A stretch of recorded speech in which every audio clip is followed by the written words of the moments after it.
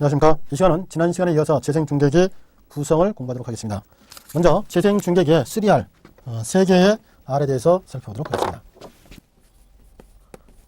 리쉐이핑, 파형재생, 파형태, 파형재생 또는 등화증폭이라고 표현합니다. 등화증폭. 그래서 등화증폭이 잘 어울리는 용어다 이렇게 보시면 됩니다. 리타이밍, 리타이밍은 타이밍을 잡는 거죠. 그래서 얘 같은 경우는 위상재생, 위상재생 이와 같이 하시면 위상재생이다. 위상재생 이렇게 하시면 되겠네요. 그 다음에 얘 같은 경우는 위상재생, 그 다음에 리제너레이션, 리제너레이션 이것은 식별재생이라고 표현합니다. 식별재생이다. 식별재생. 그러니까 전체적으로 파형재생은 말 그대로 파형태, 전송되는 파형태를 이렇게 해서 뭐 이런 형태를 찾아내는 이와 같은 과정을 파형재생이라고 합니다. 그 다음에 위상재생이라고 한다면 이거에 대해서 정확하게 시점이 어떻게 되느냐, 시점이 어떻게 되냐 해서 이렇게 해서 이제 식별재생 먼저 해봐 줍시다. 식별재생이라고 하는 것은 뭐냐면 0이냐 1이냐를 판정하는 겁니다. 그래서 이렇게 해서 여기서부터 여기까지는 0에 해당된다. 1에 해당되고 여기까지 보니까 여기까지가 1이더라. 여기 0이고 1이고 0이고 1이고 여기까지 0이고 여기는 역시 1에 해당되더라. 이렇게 낮은 값인데 1로 판정되더라. 이런 게 이제 식별재생입니다. 그런데 이제 위상재생이라고 하는 건 뭐냐면 위상재생은 정확하게 이제 판별 시점을 찾아주는 겁니다. 이렇게 해서 여기 이제 1, 크기는 이제 똑같습니다. 다만 이제 보여주기 위해서. 그 다음에 여기에서 이제 보시면 여기까지가 0, 그 다음에 이렇게 해서 1, 여기까지 0, 그 다음에 여기까지 1, 이와 같이 해서 클럭펄스의 그 상승 시점, 하강 시점을 맞춰주는 과정이 되겠습니다. 그래서 전송하는 과정에서 보시면 여기 보시면 요만큼의 편차가 시간 지연이 존재해서 그러니까 전송로 상당히 특성이 아주 안 좋은 전송로가 되겠습니다. 근데 이런 전송로에서 이렇게 해서 잡음이라든지 각종 방해 요소에 의해서 이런 신호가 나왔습니다. 이런 신호가 나오는데 항상 디지털 요소에서는 신호를 판별하는 시점에서 있다 없다 이것만 정확하게 판별합니다. 신호 판별하는 시점에서 여기는 있다, 없다, 있다, 없다, 있다 이렇게 판정이 됐다 이거죠. 그 다음에 이제 중요한 게 시작점 어디냐, 동기, 시간을 맞춰주면 굉장히 중요하다 이렇게 보시면 되는데 여기에서 이제 순서 바꿀 수 있습니다. 시간 맞추는 거 먼저 나중에 이제 그 0과 1을 판정하는 나중에 먼저 판정하고 시간 맞추는 나중에 이렇게 둘 중에 아무거나 해도 상관이 없습니다. 그래서 각구의 구성을 재생중계 각구 구성을 보시면 첫 번째 등화증폭기다. 등화증폭기라고 하는 것은 이퀄라이저, 등화기와 앰플리파이어, 증폭기 두 개로 구성됐다 이렇게 보시면 됩니다. 등화기라고 하는 건 전송로에서 발생하는 왜곡을 보수하는 게 바로 등화기, 이퀄라이저 똑같이 만든다 그죠? 왜곡을 보수한다. 증폭기는 신호를 판별할 수 있는 충분한 레벨까지 키워주는 그런 역할을 하는 게 증폭기다 이렇게 보시면 됩니다. 따라서 이퀄라이저는 똑같이 만들어주는 것이기 때문에 필터로 구성합니다. 필터로 구성을 하고 그 다음에 앰플리파이어니까 당연히 트랜지스터로 구성을 하게 되겠죠. 그 다음에 10별 회로 엔드게이트 씁니다. 엔드게이트 쓴다. 엔드게이트 같은 경우에 있어서는 1하고 X가 들어오면 출력이 X죠. 그죠? 출력이 0이면 0, 1이면 1 이와 같이 나오니까 엔드게이트 통과하면 얘가 1인지 0인지 판별할 수가 있겠죠. 그 다음에 타이밍을 찾아내야 되는데 타이밍을 먼저 추출해야 되겠죠. 정선된 신호로부터 타이밍을 추출하고 그랬으면 타이밍파를 발생시켜주는 추출과 발생 위상재생은 타이밍을 추출하고 타이밍을 발생하는 두 가지 회로로 구성이 된다 이렇게 보시면 되겠네요. 그래서 추출은 LC 회로, LC 탱크 동조 회로하고 다이오드로 구성을 한다. 그 다음에 발생 회로는 리미터, 제한기로 구성을 하더라 이렇게 보시면 되겠습니다. 그 다음에 이제 펄스 재생 같은 경우에 있어서는 바로 뭐냐면 논리 회로와 필터 회로로 펄스를 재생한다. 이와 같이 되겠고요. 그 다음에 이제 재생중계기의 3대 3R 기능 같은 경우에서는 이 세 가지 기능, 파형태 찾아내고, 그죠? 파형태 찾아내고, 0과 1인지 판별하고, 타이밍 시점을 정확하게 찾아주는 세 가지 기능이 있다. 이렇게 보시면 되겠네요. 다음에 동기방식을 보시면 동기방식은 크게 두 가지로 나눠집니다. 프레임 동기방식과 비트 동기방식으로 나눠진다. 프레임 동기방식이라고 하는 건 프레임의 시작과 끝을 맞춰주는 방식으로서 주로 PCM24에서 이용을 하더라. 이렇게 보시면 되겠고, 비트 동기방식 같은 경우에 있어서는 비트의 시작과 끝, 즉 다시에서 클럭펄스의 동기를 수신단에서 맞춰주는 방식으로서 PCM24에서 사용하는 방식이고, 클럭 동기방식은 다른 말로 비트 동기라고 한다. 이렇게 생각하시면 됩니다. 자, 그러면 PCM 방식에 대해서 한번 살펴보도록 하겠습니다. 특징, 전송로에 의한 레벨 변동이 좋다. 디지털 전송 방식이기 때문에 전송로에 의한 레벨 변동이 적습니다. 디지털 전송 방식의 특징 되겠습니다. 전송로에 존재하는 잡음, 누화 등의 각종 방해 잡음이 강하므로 저질의 전송로에도 사용할 수 있다. 무슨 말이냐면 디지털 방식의 장점이 이렇다는 겁니다. PCM은 디지털 방식이기 때문에. 그 다음에 디지털 신호 전송에는 능률이 없으며 고가 엽하기 불필요하므로, 즉 다시 얘기해서 고가의 엽하기가 필요 없다. 그러니까 PCM 같은 경우에 있어서는 TDM, 시분할 방식을 사용하기 때문에 FDM, 주파수분할 방식에서 사용하는 아주 정교한, 아주 특성이 좋은 대역통과 필터가 필요 없다. 그러니까 대역통과 필터가 고가인데 이것이 필요 없으니까 저가가 된다. 그죠? 그래서 저가이고 필터를 사용함으로 해서 필터가 사용되면 회로가 전체적으로 커지는데 커질 필요 없이 작아진다. 이런 장점이 있다라는 내용이 되겠습니다. 다음은 시내 음성 전화 케이블 다중화에 유리하고 전송 보증 들어오는 잡음 및 누화는 보통의 중계 방식과는 즉 아날로그 중계 방식과는 달리 누적되지 않는다. 그죠? 재생중계기를 쓰기 때문에 전송로 잡음은 누적되지 않는다 이렇게 표현했었습니다. 시내 음성 케이블 다중화 유리하고 단점, 점유 주파수 대역폭이 넓다. 최소한 정보 신호의 2배 이상의 대역폭을 가져가고 있더라라고 보시면 되겠습니다. 왜냐하면 표본화 주파수 자체가 2배 FM에 해당되니까 최소한 정보 신호의 2배 이상이다 이렇게 보시면 되겠고요. 그 다음에 PCM 방식의 특징, 고유의 특징인 양자화 잡음이 발생을 하게 됩니다.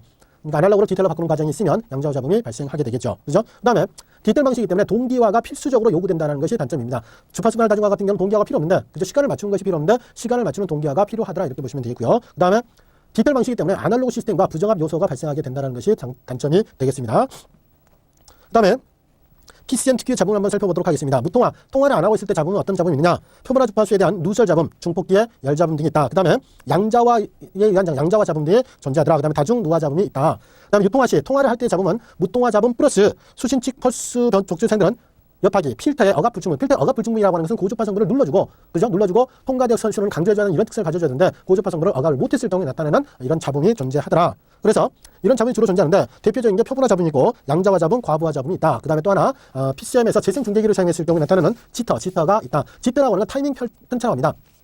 타이밍 편차라고 한다. 첫 번째 이제 타이밍 편차가 발생하는 첫 번째가 뭐냐면 송신단과 재생중계기 각각의 클럭 펄스 동기가 맞지 않아서 발생하는 겁니다. 재생중계기에서 클럭 펄스를 발생시켜야 되겠죠. 송신단과 수신단 그리고 재생중계기, 특히 재생중계기의 클럭 펄스 동기가 맞지 않아서 발생하는 것이다. 그 다음에 전송하는 와중에 타이밍 정보가 흔들려서 위상이 흔들려서 나타나는, 그러니까 펄스열의 시간적인 변동 때문에 발생한다. 펄스열이 흔들려서 발생한다. 즉 다시해서 전송하는 와중에 시간 지연, 전송 내에서 뭐가 발생해요? 시간 지연이 발생하죠. 이 시간 지연 때문에 발생하는 편차, 그죠? 왜냐? 전송 오면서 이 전송된 신호를 가지고 타이밍파를 추출하게 되죠. 타이밍파를 추출하게 되기 때문에 이 시간 지연된 정보를 가지고 추출하게 되면 당연히 시간이 맞지 않겠죠. 그래서 이와 같은 것을 타이밍 편차, 위상 히팅이라고도 표현을 합니다. 이것을 지터, 잡음, 오차니까 오차는 잡음에 해당된다. 그래서 재생 중계기를 쓰게 되면 누적이 된다는 답이 있습니다. 그래서 지터는 여러 가지가 있죠. 뭐 시스템 잡음이라 시스템 지터라든지 뭐 랜덤 지터라든지 여러 가지 지터가 있다 이렇게 보시면 되겠네요.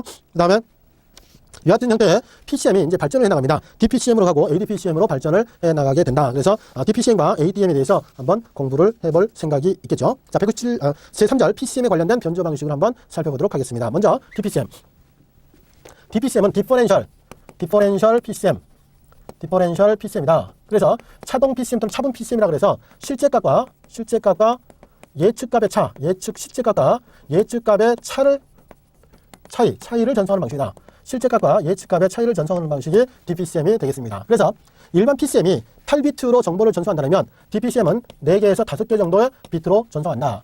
즉 다시 얘기해서 플러스냐 마이너스냐의 1비트를 할당합니다. 1비트.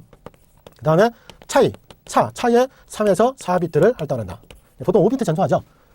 그러니까 그 차가 뭐냐면 실제값과 예측값의 차는 4비트 정도로 표현하고요. 그 다음에 실제값이 더 크냐 예측값이 더 크냐에 따라서 한 비트를 전송하게 된다. 그죠? 이렇게 해서 이제 전송하는 과정이 있다. 그러니까 여기는 이제 뭐가 들어갈까요? 예측기가 반드시 포함되어야 되겠죠. 예측기가 반드시 포함되는 그와 같은 과정이 되겠습니다. 자, 그러면 이와 같은 DM 같은 경우에 있어서는 그러면 송신할 때 예측기를 썼으면 수신계도 뭐여야 돼요? 똑같이 예측을 해야 됩니다. 똑같이 예측을 해서 예를 들어서 지금 송신단이 예를 들어 간단하게 표현해서 4를 예측했습니다. 그럼 수신단에서도 뭐 해야 돼요? 4를 예측을 한다. 송신단에서 4를 예측했으면 수신단에서 또 어떻게 해요? 4를 예측을 한다. 이렇게 보시면 되겠죠. 그 다음에 그럼 얘가 오면 실제값이 더 크죠. 그러니까 여러분 전송할 때 플러스 1을 전송합니다. 플러스 1을 전송하면 수신단에 4 플러스 1이니까 5가 되죠. 5구나. 이렇게 찾아낼 수 있습니다. 그 다음에 3이면 4를 예측하면 얘도 역시 어떻게 해야 돼? 4를 예측해서 4를 예측했는데 3이다. 그러면 마이너스 1. 그러면 마이너스 여기가 어떻게 해? 3 이렇게 표현할 수 있습니다. 그래서 누가 더 크냐 이 정도 플러스냐 마이너스냐 그 다음에 그 차 이런 식으로 해서 똑같은 예측 기법을 써서 똑같은 예측기를 써서 예측을 하게 되면 정확한 값을 전송할 주고받을 수 있겠죠. 이와 같은 방식을 DPCM이라 한다. 이렇게 보시면 됩니다. 그래서 똑같은 예측기를 써야 된다. 이렇게 보시면 되겠고 그 다음에 예측 방식 중에서 우수한 SMB를 가진다. 이렇게 보시면 되겠네요. 아무래도 우수하다. 그 다음에 정보량은 이제 감소하죠. 한꺼번에 이제 최소 전송이 5비트니까 전송 정보량은 감소한다. 그렇지만 TV 신호 전송과 같이 많은 정보량을 보낼 경우 이 방식이 효과적이다. 그래서 TV 신호 전송 같은 경우는 DPCM 방식을 주로 사용한다. 5비트 전송. 그 다음에 비트 오율은 SPCM보다 크다. 왜? 그냥 다 전송하는 것보다는 예측해서 전송하는 거니까 비트 오율, 비트 에러 레이트, 그러니까 이걸 비트 오율이라고 합니다. 비트 오율 전체 비트 중에 에러 비트가 얼마나 되느냐? 비트 에러 레이트는 전체 비트 중에 오류 비트가 얼마나 되느냐 이것을 퍼센티지로 나타낼 수 있겠죠. 이걸 말하거나 비트 에러 레이트를 한다. 근데 오류가 아무래도 실제값을 그대로 전송하는 8비트 그대로 전송하는 것보다는 실제값과 예측값의 차이를 전송하는 게 오류가 더 크겠죠. 그래서 비트 오율이 증가한다. 비트 오율이 증가하기 때문에 SMB는 어떻게 해요? SMB는 그냥 PCM 방식보다는 어떻게 해요? 나쁘다. 그런데 DM 방식보다는 n제곱 마이너스 1배만큼, n제곱 마이너스 1배만큼 개선된다. n제곱 마이너스 1배만큼 어떻게 해요? 개선된다. 이렇게 보면 DM보다는 n제곱 마이너스 1배만큼 개선된 SNR이 개선된다. 그 다음에 정보 전송량이 줄어들면 전송 속도는 향상될 수 있죠. 그죠? 8비트 전송보다는 5비트 전송이 뭐냐면 정보 전송 속도가 더 향상되는 이런 효과는 가져오더라. 이렇게 보시면 됩니다. 자, 다음에는 델타 변조. 델타 변조란 뭐죠? 델타 변조는 지금 델타 변조라고 하는 것은 뭐냐면 실제값과 예측값의 대소 정도만 전소한다. 무슨 말이냐? 그러니까 플러스 아니면 마이너스만 전소하겠다. 플러스 아니면 마이너스만 전소한다. 그러니까 음성 신호와 지금은 앞뒤 상관계는 굉장히 뛰어납니다. 그래서 이렇게 거의 선형적으로 이렇게 증가하거나 선형적으로 이렇게 감소한다 그랬죠. 여기 선형적으로 증가하거나 선형적으로 이렇게 감소하니까 그러니까 그 단가 예측하기 굉장히 쉽죠. 굉장히 예측을 해서 예측값보다 실제값이 더 크면 조금 벗어났겠죠. 이걸 가지고 전소하는 예측값과 실제값의 대소 정도만 전소한다. 따라서 몇 비트 전소일까요? 한 비트 전소입니다. 한 비트 전소이다. 1비트만 딱 1비트만 전소한다. 그래서 실제값이 더 크면 플러스, 실제값이 더 작으면 마이너스 이렇게 전소하는 방식이다. 딱 몇 비트예요? 한 비트다. 딱 한 비트만 전소한다. 따라서 얘도 예측기를 썼기 때문에 수신단에서 역시 뭐 해야 돼요? 똑같은 예측기를 반드시 써줘야 됩니다. 그래서 DPCM이 됐건 DM이 됐건 반드시 어떻게 해야 돼요? 반드시 똑같은 예측기를 쓴다. 이렇게 보시면 됩니다. 위하튼 형태에 대해서 우리가 이제 DM에 대해서는 정사과부하 잡음이 발생한다. 이렇게 보시면 되겠고, 그 다음에 이제 이 DM 같은 경우, DM과 BPCM을 한번 비교를 해보면, 지금 얘 같은 경우에 있어서는 이제 뭐냐면, 일반 PCM은 몇 비트 전송이에요? 8비트 전송이죠.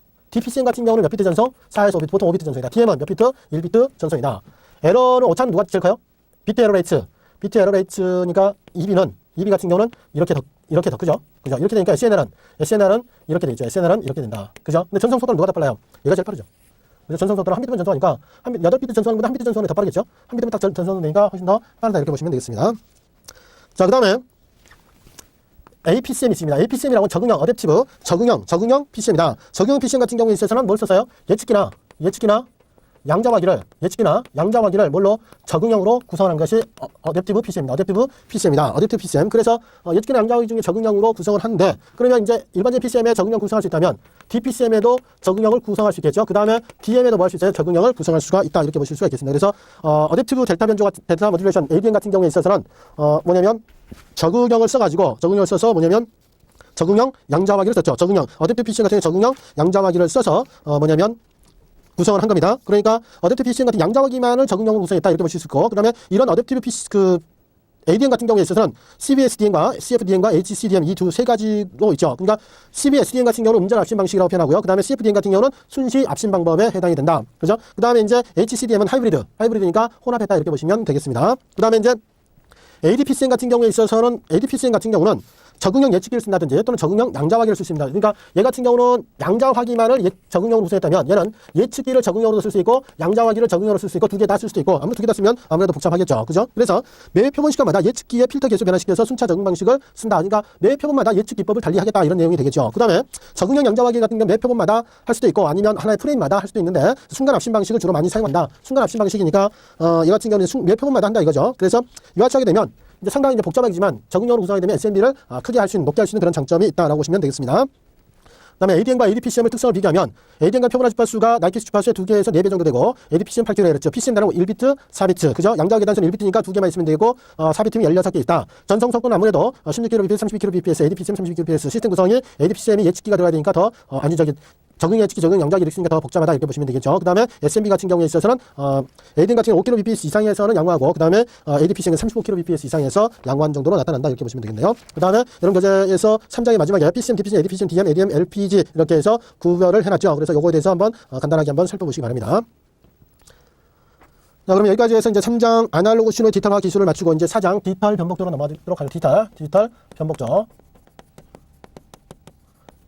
여기가 이제 뭐냐면 지금 3장 이제 아날로그에서 디지털화 기술이 나와 있는 이유는 바로 뭐냐면 여기서 이제 우리가 일반적으로 변조 그러면 뭘 나타낸다 그랬어요? 반송대역 변조를 뭐냐면 가리킨다 이렇게 했죠. 그죠? 그래서 기저대역 변조라고 하는 것은 그대로 가는 것이기 때문에 기저대역 변조는 어떻게 한다 그랬어요? 기저대역 변조는 주파수를 바꾸지 않고 그 주파수, 정보신호 주파수, 즉 기저대역에서 그대로 가기 때문에 파형을 어떻게 해요? 파형을 그대로 전송하거나 아니면 약간 파형의 변경을 해가지고 가져가는 거죠. 그죠? 근데 반송대역 변조라고 하는 것은 뭐라 그랬어요? 정보신호를 주파수로 옮겨간다 그랬죠. 어디로? 반송파 주파수로 옮겨가더라. 근데 반송파 주파수로 옮겨간다는 것은 주파수를 어떻게 한다 그랬어요? 높게 한다. 그렇죠? 자, 그래서 이같이 주파수를 높게 하는 반송대역 변조가 일반적으로 변조를 한다라면, 그죠? 그렇다면 이와 같은 반송대역 변조 같은 경우에 있어서는 아날로그 방식과 디지털 방식이 있더라. 그죠? 아날로그 방식과 디지털 방식이 있는데, 아날로그 방식은 우리가 2장에서 배웠죠. AM, FM, 그 다음에 PM 이와 같이 있더라. 그런데 요 놈이 바로 뭐냐면, 정보신호 자체가 MT, 바로 어떤 신호냐면 아날로그 신호에 해당되더라. 그죠? 아날로그 신호에 해당된다. 그런데, 반송대역 변조에서 디지털 변조라고 하는 것은 정보신호가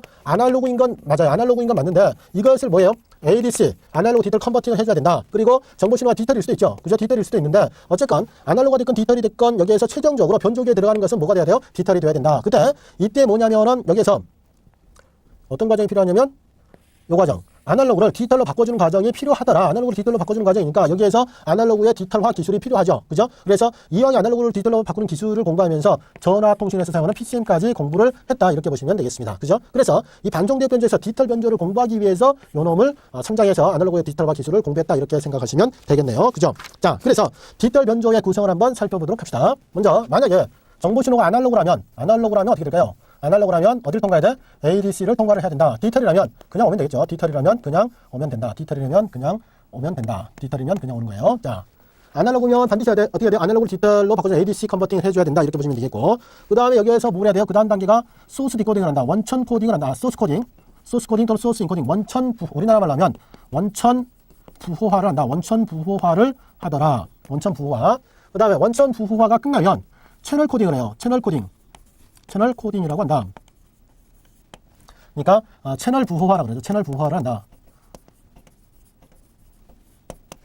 그러니까 PCM 방식에서 부호화 과정을 공부하면서 이런 얘기를 했었어요. PCM에서 부호화라고 하는 것은 양자화된 신호, 즉 설정된 이산적인 값을 0과 1의 조합으로 바꾸는 과정을 부호화로 하는데, 부호화를 넓게 봐라. 여기 소스 코딩도 있고 채널 코딩도 있기 때문에 이거에 대해서 넓게 보고 공부를 해줘야 된다. 이렇게 했습니다. 그래서 통신을 하게 되면 무조건 부호화 가 있다. 그럼 부호화가 있으면 그럼 당연히 뭐가 있어야 돼요? 복호화가 있다. 그러니까 통신을 하게 되면 당연히 뭐가 존재해야 돼요? 코덱이 존재해야 된다. 이렇게 보시면 되겠네요. 그죠? 그런 다음에 채널 부호화까지 하고 난 다음에 뭐예요? 디지털 변조를 한다. 디지털 변조를 하더라. 이렇게 보시면 되겠습니다. 디지털 변조를 한다. 그래서 전송을 하면 되겠죠. 전송을 한다. 전송을 하면. 그럼 수신단에서 뭐 해야 될까요? 수신단에서는 디지털 변조를 했으면 디지털 복조를 해야 되겠죠. 디지털 복조를 해줘야 되겠다. 이놈은 뭐예요? 요놈은 전송로에 적합한 신호로 바꿔주는 과정이죠? 그죠? 그럼 요놈은 뭐예요? 전송로에 적합한 신호에서 원래 신호 찾아내야 되겠죠. 그 다음에 채널 부호화를 했으면 뭘 해야 될까요? 채널 디코딩을 해줘야 되겠죠. 채널 디코딩을 한다. 채널 디코딩, 채널 부호화 했으면 채널 복호화를 해야 되겠죠. 채널 복호화를 한다. 그 다음에 채널 복호화를 했으면 여기에서 소스 디코딩을 해줘야 되겠죠. 소스 디코딩을 한다. 소스 디코딩, 원천 복호화를 한다. 원천 복호화를 하더라. 그 다음에, 그러면 이제, 여기에서 이제 뭐냐면, 요렇게 해서 DAC를 해서 아날로그 정보가 되겠죠. 원래 아날로그 정보였으면, 다시 이제 뭐 해줘야 돼요? 디지털 아날로그 컨버팅을 해야 되겠죠. 그죠? 디지털 또 아날로그 컨버팅, 해주고, 그 다음 원래 이제 디지털이었으면 그냥 디지털 정보 이렇게 가시면 되겠죠. 그죠? 그래서, 지금 이 과정에 디지털 통신, 디지털 변복조, 통신의, 구성도가 되겠습니다. 디지털 변복조의 구성도가 된다. 그죠? 그래서 이제 여러분 교재에서 이것들을 하나씩 설명을 했습니다. 하나씩 설명을 했네요. 자, 그러면 지금 요놈은 지금 어떤 과정이었어요? 아날로그를 뭐 하는 과정? 디지털로 바꾸는 과정이다. 이렇게 보시면 되겠고, 다음에 요놈은 디지털을 아날로그로 바꾸는 과정이다. 이렇게 가시면 되겠네요. 그죠? 그 다음에 원천 부호와 전송을 효율적으로, 전송이 아니고 정보를, 원천 부호라고 하는 것은 정보를 효율적으로 전송하기 위하여 압축 부호화를 수행하는 과정. 이것을 뭐냐면 원천 부호화라고 그래요. 압축 부호화를 수행하는 과정이다. 뭐 하는 과정이라고요? 압축 부호화를 수행하는 과정이다. 압축 부호화를 수행하는 과정. 압축 부호화. 압축한다니. 압축에서 부호화를 하겠다. 이것을 뭐라 그래요? 원천 부호화를 한다. 그러면 원천 복호화는 뭘까요? 원천 복호화는 압축을 했으니까 풀어줘야 되겠죠? 압축을 풀어주는 과정. 그러니까 여러분들이 어떤 그 파일을 전송할 때, 그죠? 파일을 전송할 때라든지 파일을 저장할 때 무엇을 해요? 압축을 하죠. 뭐 RG 같은 경우, 이런 거, G 파일 같은 경우, 이런 거 이제, 압축을 하는 거죠. 그 다음에 이제 이것을 쓰려면 어떻게 해야 돼? 다시 풀어주는 과정이 필요하죠. 풀어주는 과정을 복호화라고 표현을 합니다. 이와 같은 과정을 거쳐준다라고 보시면 되겠죠? 그래서 음성 같은 경우에는 이제 부호화라는 데 있어서 음성 같은 경우에 이제 원천 코딩을 하는데 사실은 이제 여기 음성 같은 관련이 없긴 하지만 이제 뭐가 있냐면 음성 신호 같은 경우는 부호하는 방식이 세 가지로 나눠집니다. 타형 부호화 방식이 있고, 그 다음에 음원 부호화, 복코딩 방식. 음원 부호화 방식을 다른 말로 복코딩 방식을 합니다. 복코딩 방식이 있고, 그 다음에 혼성 부호화 이렇게 이제 나눠줍니다. 혼성 부호화 이렇게 파형 부호화, 음원 부호화, 혼성 부호화 이렇게 나눠줍니다. 자, 그러면 파형 부호화라고 하는 게 뭐냐? 파형 부호화라고 하는 것은 말 그대로 음성 신호의 파의 형태 그대로 부호하는 거, 그러니까 일반적으로 예를 들어서 PCM이라든지 이런 거, PCM 같은 경우는 뭐 하는 거예요? 음성 신호 그대로를 전송하는 방식이다 이렇게 보시면 되겠습니다. 음성의 파형을 그대로 변조하는 방식, 이것을 파형 부호를 한다. 그래서 얘 같은 경우는 이제 PCM 같은 경우는 16에서 64kbps의 전송 속도를 갖고 통화 품질이 파형 그대로 있으니까 아주 우수한 방식이 되겠죠. 음원 부호는 여기에 이제 압축됐다고 보시면 됩니다. 특징. 음성의 특징만을 추출해서 전송합니다. 음성의 특징만을 전송한다. 음원의 주기라든지, 음성의 주기, 음성의 주기라든지, 그 다음에 뭐 성도 개수 이런 것들만을 추출해서 전송하는 방식이다. 그러니까 일종의 특징만을 전송하는 방식이기 때문에 이것도 음원 부호화 방식에 해당되는 게 이제 선형 예측 부호화라든지, 선형 예측이니까 예측 기법을 쓴 것들이 다 해당되겠죠. 선형 예측 부호화라든지, 또는 포먼스 복코딩이라든지 이런 것들이 뭐냐면 음원 부호화 방식에 해당된다. 그 다음에 혼성 부호화 같은 경우는 파형 부호화의 장점과 음원 부호화의 장점을 섞어놨다 이렇게 보시면 됩니다. 그래서 음원 부호화 방식 같은 경우에 있어서는 50 bps에서 약 4.8kbps 정도의 속도가 나옵니다. 혼성 부호화 같은 경우는 4.8kbps에서 뭐냐면 16kbps 정도의 속도가 나오는 이와 같은 형태의 방식이다 이렇게 보시면 되겠고요. 그 다음에 이제 영상신호 압축, 영상신호의 압축 부호화를 살펴보면 영상신호 같은 경우에 있어서는 프레임 내 부호화, 그 다음에 프레임 간 부호화, 그 다음에 무선실 부호화 이렇게 구별합니다. 무선실 부호화 이렇게 구별을 한다 이거죠. 무선실 부호화 이렇게 구별합니다.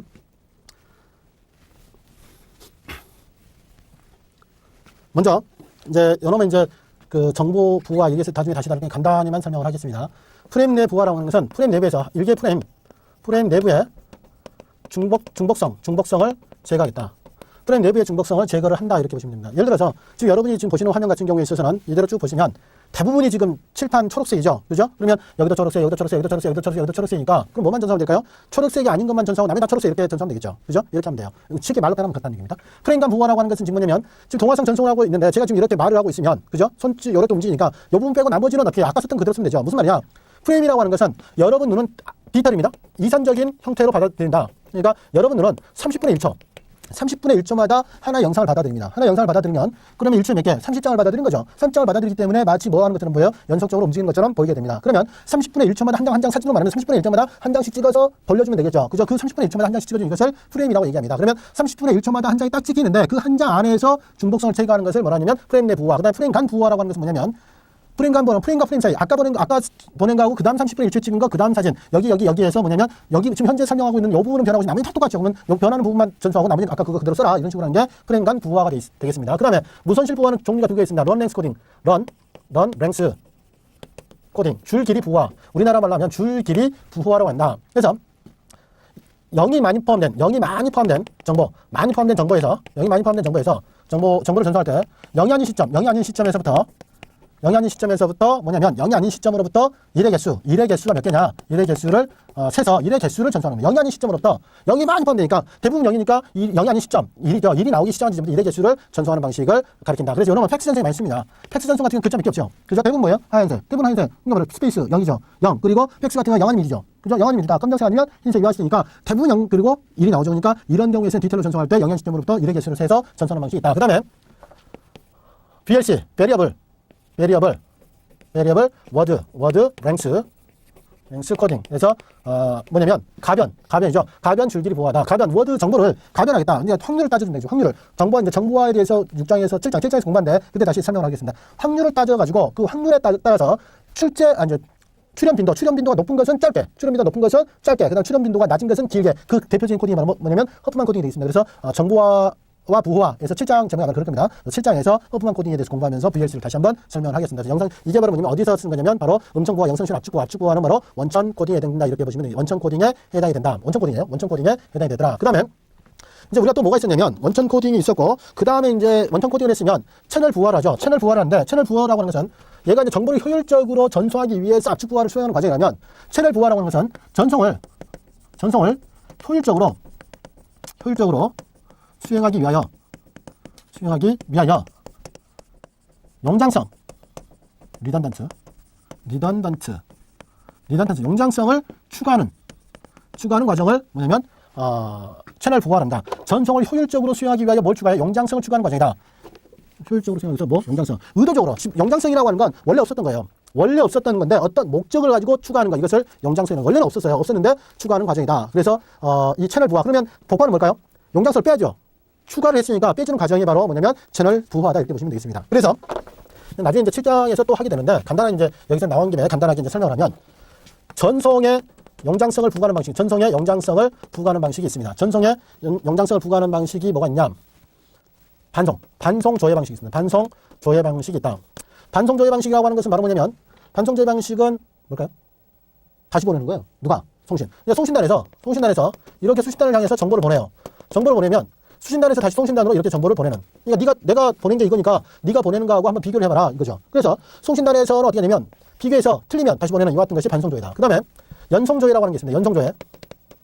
연송조회라고 하는 게 있습니다. 연송조회라고 하는 것은 뭐냐면 똑같이 두 번 보내죠. 반복해서 보낸다. 반복해서 보내는 방식이다. 반복해서 조회하는 방식. 그러니까 한 번 보내고 두 번 보내요. 두 번 보내는 거. 이 같은 형태의 방식. 두 번, 세 번 보내서 똑같은 정보를 두 번 보냈으니까 두 개 받아가지고 두 개 비교해서 맞으면 뭐예요? 맞으면 그냥 넘어가고 틀리면 이걸 보내요. 넌 엔largement. 틀렸다. 두 개가 틀리더라. 다시 보내라. 그러면 재송을 하게 되죠. 재송을 하게 된다. 이렇게 보시면 되겠습니다. 그 다음에 정보의 용장성을 부과하는 방식이 있다. 정보의 용장성. 그러니까 정보의 용장성을 부과하는 방식은 검출, 그 다음에 정정 두 가지 있습니다. 정보에다가 검출할 수 있는 원래 정보시에다가 검출할 수 있는 정보를 부과를 해서 검출할 수 있는 용장성을 부과해서 하는 방식입니다. 대표적인 게 이제 페리티 체크가 있다. 그러니까 페리티 비트를 부과해서 전송하는 방식이다. 이렇게 보시면 되고. 그 다음에 이제 정정이라고 하는 건 원래 메시지에다가 정정할 수 있는 어떤 용장성까지 부과한다. 이게 대표적인 게 해밍코드라든지 뭐 CRC라든지 뭐 BCB라든지 이런 것들. 그 다음에 이제 뭐 이런 것들이 정정에 해당된다. 이렇게 보시면 됩니다. 그래서 이제 이것들은 뭘 할 수 있어요? 받으면 온 정보가 틀렸다, 맞았다. 틀렸으면 어떻게 돼요? 틀렸으면 다시 이제 넌 애널리지먼트를 해야 되겠죠. 그죠? 그래서 ARP 방식이 나옵니다. 오토 리피트 리퀘스트, 자동 재송 요구 부호가 발생하게 되죠. 그 다음에 이제 여기까지는 이제 뭐 어쨌건 자동으로 다시 보내는 거니까 송신단에서 어떤 정정이 주체된다면 이번에 이제 수신단에서 정정해라. 네가 알아서 검출했으면 고쳐라. 이게 바로 이제 정정 요소 컨볼루션 코드를 포함해서 이런 정보 용장성을 부과하는 과정이다. 이것은 7장에서 다시 이제 공부해야 되겠죠. 7장에서 공부를 해서 뭐냐면 이와 같은 용장성에 대해서 이제 한번 쭉 이제 공부를 하게 될 거예요. 그래서 여기서는 일단 여러분이 알아두셔야 되는 것은 바로 뭐냐면 그 정의, 원천 부호와 채널 부호와 각각의 정의에 대해서 알아두시면 좋겠습니다. 그 다음에 이제 이와 같은 채널 부호화까지 했으면 이제 무엇을 해야 될까요? 변조를 해줘야 되겠죠. 변조라는 방식은 ASK가 있습니다. 정보신호에 따라서 반송파의 진폭을 달리해서 전송을 한다. 그 다음에 FSK, 정보신호에 따라서 반송파의 주파수를 달리해서 전송하는 과정이다. 이렇게 보시면 되겠고요. 그 다음에 PSK, 정보신호에 따라서 반송파의 미상을 달리해서 전송하는 방식이다. 그 다음에 AQAM, 직교 진폭 변조라고 해서 다른 말로 APK랍니다. 그래서 반송파가 두 개가 사용되는 두 개가 서로 직교 관계에 있는 그와 같은 형태다라고 보시면 되겠고, 이것은 지금 뭐냐면 진폭 변조와 위상 변조를 결합하는 방식이기 때문에 APK라고도 표현한다. 이렇게 보시면 되겠네요. 그래서 여기에 대해서 이제 우리가 한번 쭉 살펴보고, 그 다음에 이제 시간이 어느 정도 남았으니까 기저대역 변조에 대해서 간단하게 한번 살펴보도록 하겠습니다. 베이스밴드 기저대역 전송을 간단하게 한번 살펴보시면, 기저대역 전송이라고 하는 건 정보신호의 주파수, 기저대역 신호를 그대로 쓰겠다. 정보신호 주파수 대역을 그대로 쓴다. 정보신호의 주파수 대역을 그대로 쓰는 거니까 주파수를 바꿨어요, 안 바꿨어요? 주파수를 바꾸지 않았다. 그러니까 주파수를 바꾸지 않았으니까 아예 그냥 변조하지 않았다. 이렇게 표현합니다. 변조하지 않았다라고 표현하는 것은 우리가 일반적으로 변조라고 하는 것은 뭐라고 그랬어요? 반송대역 변조만을 변조라고 가르친다. 이렇게 했으니까 원래는 기저대역 변조도 변조에 포함되지만 일반적으로 우리가 변조라 얘기하면 반송대역 변조를 얘기하는 거니까 변조하지 않았다. 이렇게 표현해도 맞는 겁니다. 기저대역 변조는 그렇다. 그래서 기저대역 전송의 정의를 보면 기저대역 신호는 아날로그 신호나 디지털 신호 모두에 대해 변조되지 않은 저주파 신호를 전송하는 것, 이것을 가리킨다. 변조하지 않았다. 그래서 동그라미 1번에 보면 무변조 방식으로 디지털 신호 파형을 그대로 전송, 무변조 방식, 변조를 하지 않고 그대로 전송한다. 또는 그대로 전송하든지 아니면 그대로 원래 디지털 신호면 디지털 신호 파형 그대로 전송하든지 아니면 파형 변화를 한다. 파형 변화를 한다고 하는 것은 원래 파형이 전송로에 적합하지 않으면 전송로에 적합한 파형으로 변환한다. 전송로에 맞는 파형, 전송에 맞는 신호로 바꾸는 것이 변조 맞죠. 변조라고 하는 건 전송로에 맞는 전송로에 알맞은 신호로 바꿔주는 과정이라 했으니까 파형 형태를 바꿨다는 것은 신호를 바꿨다는 얘기죠. 전송로에 맞는 파형으로 바꿨다라고 하는 전송로에 맞는 신호로 바꿨다는 얘기가 되니까 변조 맞긴 하지만 우리가 일반적으로 변조라고 하는 것은 뭐다? 반송대역 변조를 가리키는 거니까 변조 안 했다. 이렇게 표현하는 것뿐이다 라고 생각하시면 되겠죠. 그래서 기저대역 전송하기 위해서 어떤 조건을 만족해야 되느냐? 이 기저대역 전송의 조건은 다른 의미로 표현하면 기저대역 신호가 가져야 되는 기저대역 신호, 즉 이원 전송부호. 기저대역 신호는 이원 전송부호. 원소가 두 개라는 얘기예요. 이원 전송부호 0과 1. 원소가 몇 개 있어요? 0, 1. 0, 1로 구성된 신호. 이원 전송부호가 가져야 되는 조건과 같다. 이렇게 보시면 됩니다. 첫 번째, 전송도는 직류 성분이 포함되지 않아야 된다. 전송로상에서 어떤 전송로는 직류 성분 쏙 빼먹는 전송로가 있어요. 즉 다시 얘기해서 김밥에 단무지 빠진 것처럼 쏙 빼가는 것처럼 뭐냐면 어떤 전송 쭉 신호를 보내놨더니 직류 성분을 쏙 빼먹고 오는 그런 경우가 존재하더라. 근데 직류성이 굉장히 중요한 거니까 아예 직류 성분을 빼는 게 좋겠다. 타이밍 정보 충분히 포함돼야 된다. 왜냐? 지금 이 파형이 디지털 파형이죠. 디지털 파형이기 때문에 디지털에서는 아주 중요한 게 시간 정보 맞추는 게, 그죠? 타이밍 정보가 충분해져야 되겠다. 그래서 타이밍 정보가 충분하다는 것은 다른 말로 동기화 능력. 동기라는 능력. 동기는 바로 뭐예요? 동기라는 능력은 시간 맞추는 거죠. 동기와 능력이 우수해야 된다. 동기와 능력이 우수해야 된다. 이런 말하고 똑같습니다. 타이밍 정보가 충분해야 된다는 것은 동기와 능력이 우수해야 된다. 이 말과 똑같고, 고주파 및 저주파 및 고주파 승분이 제한되어야 된다. 저주파 및 고주파 승분이 제한되어야 된다는 것은 신호의 대역폭이 좁아야 된다는 겁니다. 신호의 대역폭이 좁아야 된다. 신호의 대역폭이 좁아야 된다는 그런 의미가 되겠습니다. 신호는 좌우장 대역폭이 좁아야 돼. 전송은 좌우장 대역폭이 넓어야 됩니다. 그러니까 도로는 폭이 넓어야 되고 차는 폭이 좁아야 됩니다. 그렇겠죠? 왜? 거꾸로 차는 이만큼 폭을 가지고 있는데 도로는 이만큼 폭을 가지고 있으면 차가 가다가 다 막히죠. 그죠? 만약에 여기가 집들이면 싹 밀고 갈 테니까 거꾸로 돼야 되겠죠? 차는 이게 신호죠. 신호는 대역폭이 좁아야 되고 전송로는 대역폭이 넓어야 된다. 그죠? 그 다음에 전송로상에 발생한 에러 검출을 정정이 가능해야 된다. 전송로에서 에러 분명히 발생합니다. 발생하면 어떻게 해야 돼요? 검출할 수 있어야 됩니다. 스스로 검출할 수 있어야 되고, 검출하면 정정이 되겠죠. 정정할 수 있어야 된다. 전소에 필요한 전송 대역폭이 적어야 된다. 맞죠? 그쵸? 그래서 이와 같은 기저택 전송의 조건이 이와 같이 되고요. 그 다음에 이제 기재득 전송의 특징을 보시면 첫 번째, 시내 구간에서 모뎀이 필요하지 않다. 모뎀이라고 하는 것은 즉 다시 해서 반송대역 변복조를 위한 모뎀이 필요 없다. 두 번째, PCM 방식과 정합이 용이하다. PCM 방식 자체가 이런 형태로 전송되는 것이기 때문에, 기재득에서 전송되는 것이기 때문에 정합이 쉽다. 전화국도에 설치된 당국장처럼 복수의 갈자 이용할 수 있는 이점이 있다. 맞죠? 다중화를 통해서. 그 다음에 디지털 기저대역 전송할 때 부호간 간섭 ISI가 크면 PRS 방식을 이용한다. ISI는 원래 제거 대상인데 ISI가 규칙적으로 발생하게 되면 오히려 신호 보기 더 쉬워집니다. 그래서 이것을 적극적으로 이용하는 필터를 PRS, 파셜 리스판스 필터랍니다. 이 같은 파셜 리스판스 필터를 이용하는 방식을 파셜 리스판스 시그널링 PRS 방식이라고 표현한다. 그래서 전송로상에서 ISI가 크면 규칙적이고 강하게 발생하면 오히려 이것을 적극적으로 이용하면 신호를 더 정확하게 복원할 수 있다. 이 방식을 뭐라고 그래요? PRS 방식이라고 한다. 이렇게 보시면 되겠습니다. 그 다음에 전송 부호가 갖춰야 되는 요건, 이것은 좀 전에 얘기했던 기재대역 조건과 똑같다고 그랬죠. 한번 봅시다. 적절한 타이밍 정보, 무슨 말이냐면 타이밍 정보가 충분히 포함되어 있어야 됩니다. 이 전송 부호에는. 왜? 시간 맞추는 게 굉장히 중요하다고 그러죠. 디지털에서. 그래서 동기화 능력이 뛰어나야 된다. 두 번째, 에러 검출과 정정 능력이 뛰어나야 된다. 그렇죠? 에러가 분명히 발생할 텐데 그것을 어디서 발생했고 그 발생했으면 정정할 수 있는 능력이 있어야 되겠죠. 두 번째, 대역폭은 줄여줘야 된다. 그죠? 기저대역 통신이 있던 대역폭은 줄여야 된다. 그러면 스펙트럼 모양의 데이터 스펙트럼 모양의 전송로에 적합해야 된다. 그래서 전송로에 무슨 말이야? 스펙트럼이 뭘 가지고 있으면 안 돼? 직류 성분을 포함해서는 안 된다. 이러면 스펙트럼이 직류 성분을 포함해서는 안 된다. 이렇게 보시면 되겠습니다. 오늘 시간 여기까지 하고요. 다음 시간에는 뭘 하냐면 기저대역 전송에서 이원 전송부의 조건을 살펴봤으니까 이원 전송부는 어떤 것이 있는지 이것을 살펴보도록 하고, 이것이 끝나면 바로 반송대역 전송으로 넘어가도록 하겠습니다. 수고하셨습니다.